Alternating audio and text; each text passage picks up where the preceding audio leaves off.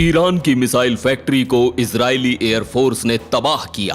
बड़ा झटका। क्या वाकई ईरान की मिसाइल इंडस्ट्री की रीढ़ टूट गई?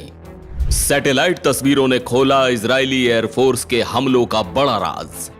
ईरान का जवाब क्या होगा? बढ़ते तनाव की पूरी कहानी जानिए। ईरान और इजराइल के बीच का तनाव एक नए लेवल पर पहुंच चुका है।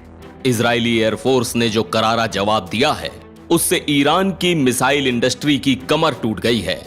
इजराइल ने ईरान के उन ठिकानों पर हमला किया है जिन पर ईरान अपने लंबी दूरी वाले बैलिस्टिक मिसाइल्स के लिए ठोस ईंधन तैयार करता था। क्या है ये पूरा मामला और क्या है इजराइल के इन हमलों के पीछे की बड़ी रणनीति? चलिए हर डिटेल में समझते हैं। शनिवार 26 अक्टूबर को इजरायली एयरफोर्स ने एक बड़ा ऑपरेशन किया जिसमें ईरान के कई अहम ठिकानों पर हमला किया गया। ये ठिकाने ईरान के बैलिस्टिक मिसाइल प्रोग्राम का हिस्सा थे, जहां ठोस ईंधन मिलाया जाता था। रिपोर्ट्स के मुताबिक इजरायली हमलों में लगभग 20 हाईटेक प्लेनेटरी मिक्सर तबाह कर दिए गए हैं। ये मिक्सर चीन से खरीदे गए थे क्योंकि ईरान इन्हें खुद नहीं बना सकता था। रिपोर्ट्स के मुताबिक इजराइल ने पार्चिन और खोजिर नाम के मिलिट्री कॉम्प्लेक्स पर हमला किया। पार्चिन में एक बिल्डिंग तालेघन 2 पर भी हमला हुआ, जो पहले ईरान के न्यूक्लियर वेपन्स डेवलपमेंट प्रोग्राम के तहत उपयोग में लाई जाती थी। सैटेलाइट इमेजरी से साफ हुआ कि इन बिल्डिंग्स में मिक्सिंग का काम चलता था और हमले के बाद ये बिल्डिंग्स बुरी तरह क्षतिग्रस्त हो गई हैं। इजराइल ने पार्चिन मिलिट्री कॉम्प्लेक्स के साथ साथ एक ड्रोन फैक्ट्री और 4 S-300 एयर डिफेंस बैटरियों पर भी हमला किया। ये बैटरियां रणनीतिक जगहों पर थी जो तेहरान के न्यूक्लियर और एनर्जी फैसिलिटीज की सुरक्षा करती थीं।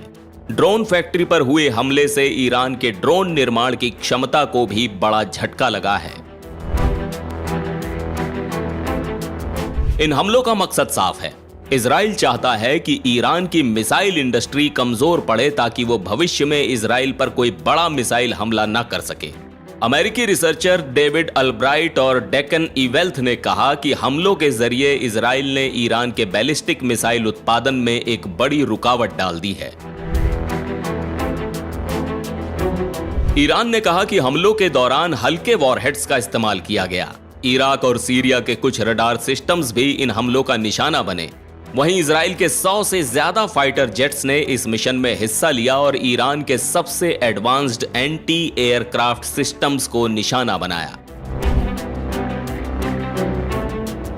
अब सवाल उठता है कि इजराइल आगे क्या करेगा? एक्सपर्ट्स का मानना है कि इजराइल ने ईरान के डिफेंस सिस्टम्स को कमजोर कर दिया है ताकि आने वाले दिनों में इजरायली जेट्स कम ऊंचाई पर भी तेहरान के आसमान में उड़ सकें। यह ऑपरेशन किसी बड़े युद्ध की तैयारी का संकेत माना जा रहा है। यह साफ है कि इस समय इजराइल और ईरान के बीच हालात बेहद तनावपूर्ण हो गए हैं। इजराइल ने ईरान के मिसाइल प्रोग्राम पर बड़ा वार किया है, जिससे ईरान के लिए भविष्य में इजराइल पर हमला करना काफी मुश्किल हो जाएगा।